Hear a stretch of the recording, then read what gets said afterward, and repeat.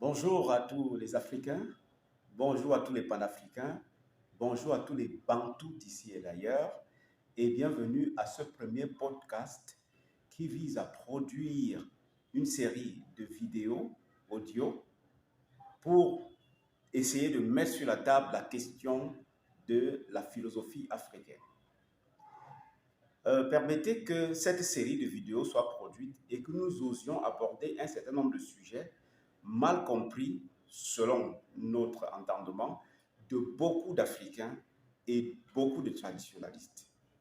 Beaucoup de traditionalistes et beaucoup d'Africains sont certes fans ou bien fanatiques de la chose, la tradition, très peu comprennent la vraie philosophie de l'Afrique. Les sujets que nous allons aborder seront variés et nous allons commencer par le premier thème qui est celui effectivement de Dieu ou bien de la religion. C'est quoi Dieu? C'est quoi la religion selon les traditions africaines? Permettez-moi d'abord de revenir sur la notion globale de la religion. Il faut que nous retenions ce n'est pas moi qui le dis, les recherches le prouvent ces derniers temps, que cette Terre existe depuis 13 milliards d'années selon les dernières recherches de la NASA. Cette Terre existe, la planète Terre existe depuis 13 milliards d'années. Première information. L'autre information, c'est que les hommes vivent sur la terre africaine depuis 7 millions d'années au moins. 7 millions d'années au moins. Et il faut donc comprendre que si les hommes vivaient sur les terres africaines il y a 7 millions d'années, ça veut dire qu'ils avaient leurs us et coutumes, ils avaient leur religion, ils avaient surtout leur philosophie. Ils avaient leur philosophie. Et permettez-moi de revenir sur quelques résultats de mes recherches. J'ai remarqué, après avoir fait un certain nombre de recherches, que tous les peuples au monde, au départ, des milliers et des millions d'années avant Jésus-Christ, pratiquaient exactement la même philosophie religieuse. C'est-à-dire qu'ils avaient la même approche de la notion de Dieu. Ils avaient la même approche de la notion spirituelle concernant Dieu. En fait, c'était quoi Dieu? Il faut que nous notions d'abord que dans l'histoire, non loin derrière nous, peut-être sciemment, ceux qui ont écrit l'histoire peut-être n'ont pas voulu mettre un point d'honneur sur cet élément. Sachez que l'Afrique a dominé sur tous les plans le monde entier pendant plus de 5000 ans, notamment avec le règne du pharaon, le roi des Égyptiens de cette époque-là, où on va noter que la plupart des grandes invasions sur le plan historique, sur le plan philosophique, sur le plan mathématique, sur le plan scientifique, ils ont été inventés. Il faut noter que l'une des premières questions qui avait été posée par les philosophes dans l'Égypte antique était: quelle est l'origine de toute chose? C'est quoi donc l'origine de toute chose? L'origine de toute chose, c'est, selon certaines personnes, c'est l'eau. L'origine de toute chose, selon certaines personnes, c'est le feu. L'origine de toute chose, selon certaines personnes, c'est le vent. L'origine de toute chose, selon certaines personnes, c'est la terre. Et de cette question va naître également beaucoup de polémiques. Et les gens vont réfléchir à gauche et à droite. Et, résultat de course, dans la philosophie égyptienne, il va être adopté que Dieu, en fait, est celui-là qui est l'origine de toute chose. Dieu est la fin de toute chose. Dieu est donc le domaine des mystères. Dieu est le domaine des mystères. Ça, c'est dans l'évolution de la signification ou bien du concept Dieu qu'on va comprendre que Dieu est finalement le domaine des mystères. C'est-à-dire que Dieu est quelque chose qu'avec notre entendement humain, on ne peut pas comprendre. Du coup, Dieu est mystérieux. Dieu se manifeste partout où il y a le mystère dans la nature. Donc, conséquence, Dieu se manifeste dans la nature. Et s'il faut donc se rapprocher spirituellement de Dieu, il faut se rapprocher de la nature où Dieu se manifeste. Il n'y a pas seulement un élément de nature par lequel Dieu se manifeste. Déjà même, la Bible va reprendre ça dans la Torah en disant que Dieu se manifeste à travers le vent, à travers la terre, à travers l'eau, à travers le feu. Ce sont des mystères de la nature. Mais sauf que tous les mystères de la nature ne sont pas cités ici, parce qu'il y a ici le mystère de l'existence, en fait. Parce qu'en fait, la question était posée à l'époque, quelle est l'origine de l'être humain? Quelle est l'origine de ce qui se meurt sur la terre? Quelle est l'origine de la vie? La question qui se pose, c'est que où étais-tu, toi, avant que tu ne naisses sur cette terre? Tu viens d'où? L'existence est donc absurde, finalement, selon certains philosophes. Et on va arriver donc à la conclusion selon laquelle l'existence, c'est Dieu. Dieu était à l'origine de toutes choses. Sinon, tu aurais peut-être pu choisir de naître à une autre époque qu'à cette époque. Sinon, tu aurais pu choisir de naître à gauche ou bien à droite. Sinon, tu aurais choisi de naître dans tel pays ou dans tel autre. D'ailleurs, même que tu ne prends conscience que tu es sur cette terre qu'après le premier septennat, pratiquement. Donc, il faut donc comprendre que Dieu, selon la philosophie africaine des milliers d'années avant Jésus-Christ, était des domaines des mystères. Et pour se rapprocher de Dieu, il fallait spirituellement se rapprocher des mystères de la nature. Donc, dans la nature, il y a des manifestations mystérieuses. Et selon la philosophie africaine, on suppose que cette manifestation mystérieuse se fait dans la présence de Dieu.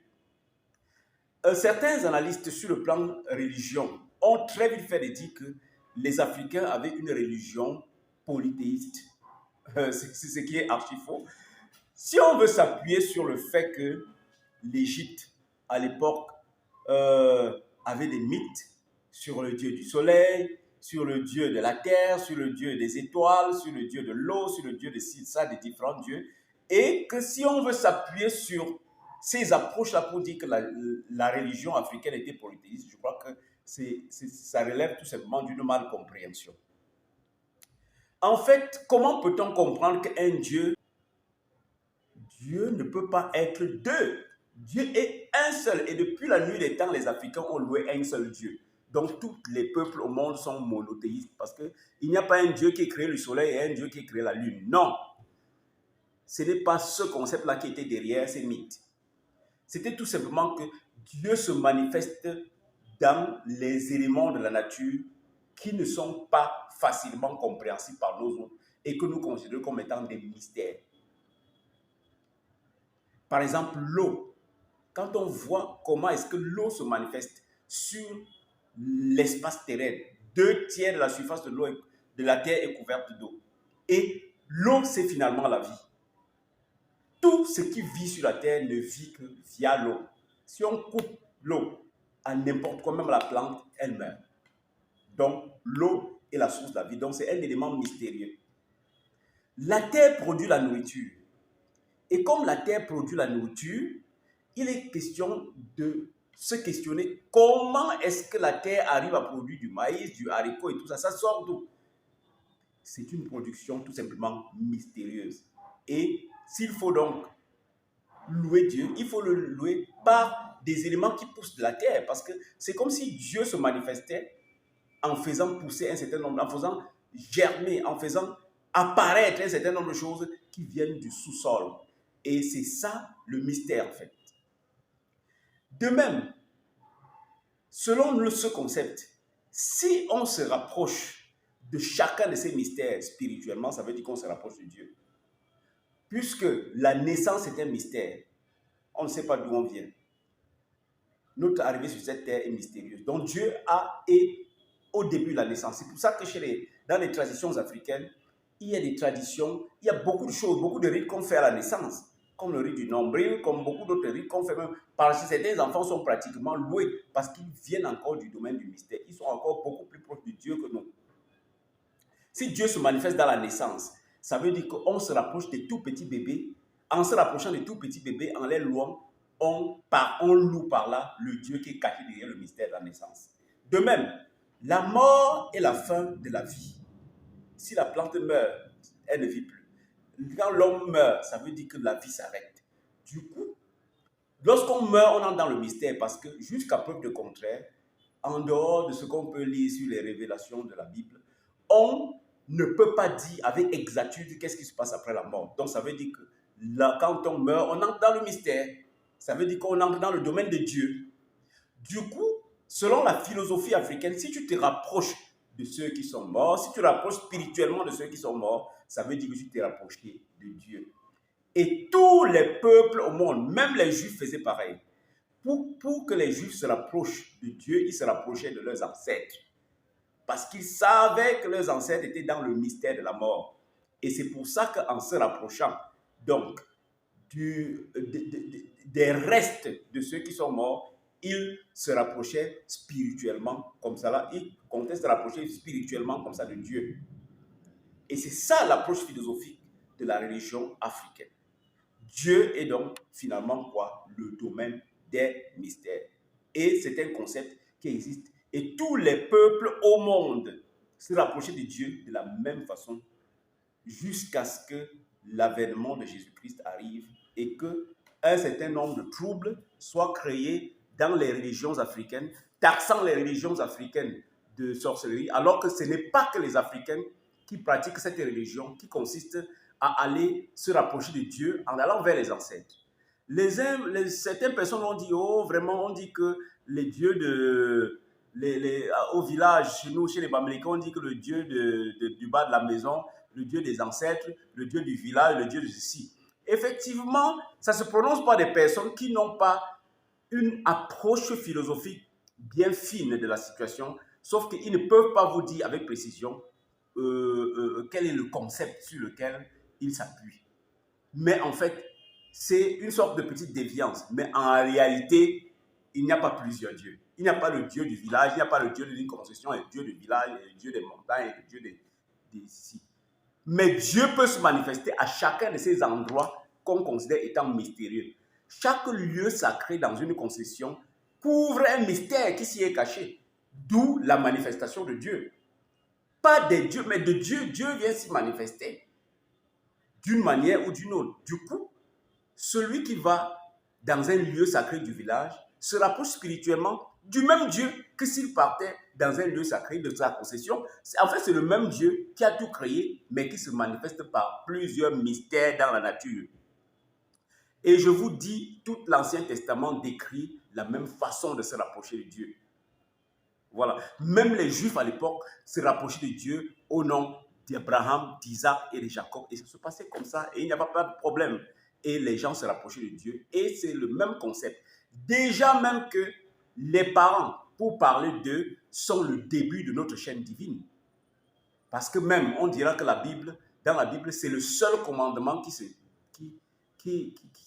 a été prononcé avec promesse. C'est-à-dire que si tu honores ton père et ta mère, tes jours seront prolongés sur cette terre. C'est le seul commandement qui est prononcé avec bénédiction. Bon,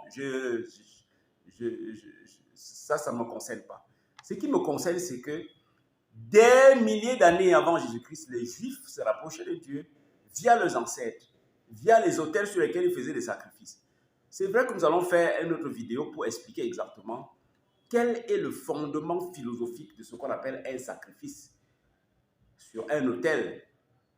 De quelle façon est-ce que les religions africaines, la religion africaine, se rapproche spirituellement de Dieu, peut-être via les sacrifices, via un certain nombre de rites, via un certain nombre de choses qu'ils pratiquent dans cette religion qui leur permettent spirituellement de se retourner vers Dieu via leurs ancêtres.